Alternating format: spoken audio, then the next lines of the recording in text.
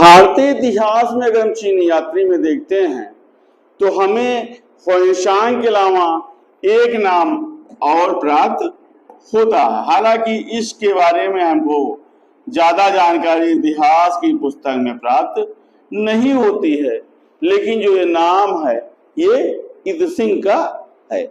ह्वेनसांग के समान ही इत्सिंग भी एक चीनी बौद्ध यात्री होता है। इत्सिंग का जो स्थान है वो चीन से ये भी आता है और ये भी बौद्ध धर्म का उपासक होता है। ये अपने जब ये भारत में आता है उस समय ह्वेनसांग यहाँ से लगभग वापस जा चुका होता है, अर्थात ह्वेनसांग के चीन वापस पहुंचने के बाद ये भारत की यात्रा पर आता है। 671 ईस्वी या 672 ईस्वी के आसपास ये भारत आता है और उस समय ये लगभग युवक जैसा होता है। अपने 37 बौद्ध सहयोगियों के साथ ये बौद्ध धर्म के अवशेषों को देखने की इच्छा से और पाश्चात्य विश्व का भ्रमण करने की इच्छा से भारत आता है। जब ये भारत आता है उस समय इसके साथ 37 सहयोगी होते हैं, लेकिन बाद में उसके साथियों द्वारा उसका धीरे धीरे साथ छोड़ दिया जाता है और इस प्रकार से वो अकेले ही यात्रा पर चलता रहता है।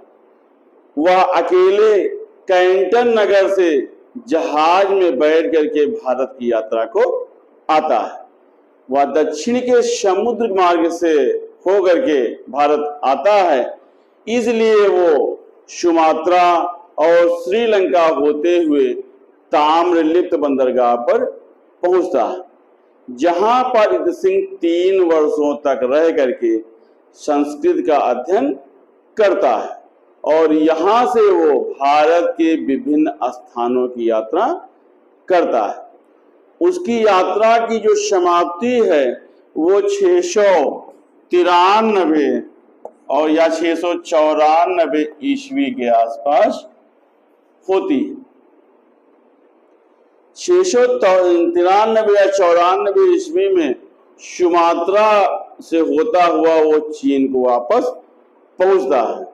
अपने साथ वो बौद्ध धर्म के शुद्ध पिटक, विनय पिटक और अभिधम्म पिटक के लगभग 400 प्रतियों को साथ में ले जाता है। 700 से 712 ईस्वी के मध्य इस 12 वर्ष के अवधि में वो लगभग 56 ग्रंथों का, भारत के जो ग्रंथ होते हैं उसमें 56 ग्रंथों का चीनी भाषा में अनुवाद करता है। इत्सिंग का जो मूल ग्रंथ है वो चीनी भाषा में लिखा गया है, बाद में जिसका अनुवाद अंग्रेजी भाषा में प्रसिद्ध जापानी विद्वान तककुश ने कराया था। तककुश इन्होंने इत्सिंग के ग्रंथों का अनुवाद अंग्रेजी में कराया था और यह जापानी विद्वान रहे हैं। इन्होंने उसका जो अंग्रेजी में अनुवाद कराया था उसे a record of the Buddhist religion कहते हैं। जो अनुवाद हुआ था a record of the Buddhist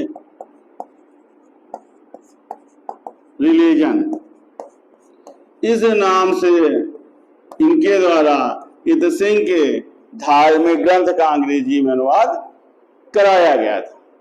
इसके अध्ययन से हम तत्कालीन भारत की 7वीं शती के उत्तर भारत की स्थिति का वर्णन करते हैं।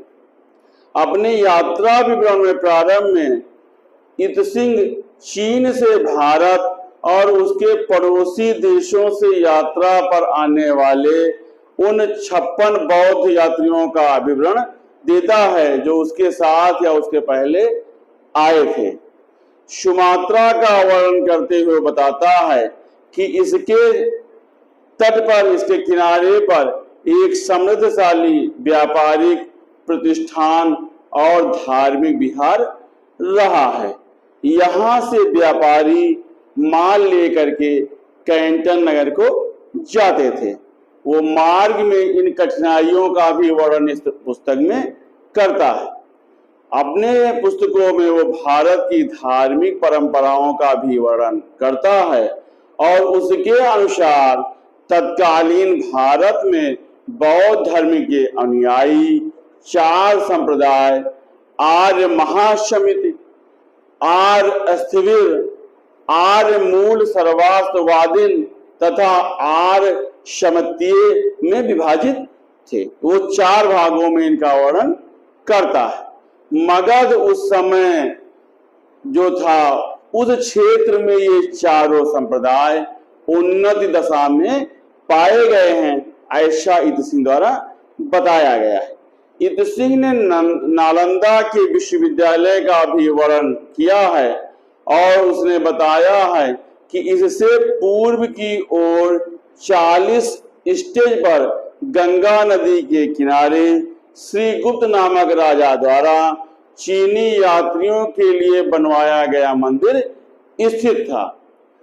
इत सिंह नालंदा और विक्रमशिला के विश्वविद्यालयों का भी वर्णन करता है और वो हर्षवर्धन की दानशीलता और उसके विद्या प्रेम को बताता है। इत सिंह के यात्रा विवरण से हमें हर्षवर्धन कालीन भारतीय धर्म और समाज के बारे में कुछ ज्ञान प्राप्त होता है, लेकिन हुएन त्सांग के विवरण की भांति ये हमारे लिए उपयोगी हो ऐसा नहीं कह सकते हैं। फिलहाल इत सिंह के इन यात्रा वृतांतों से हमें भारत के कुछ स्थितियों की जानकारी प्राप्त होती है। इसके अतिरिक्त इत सिंह के बारे में भारतीय इतिहास में कोई अन्य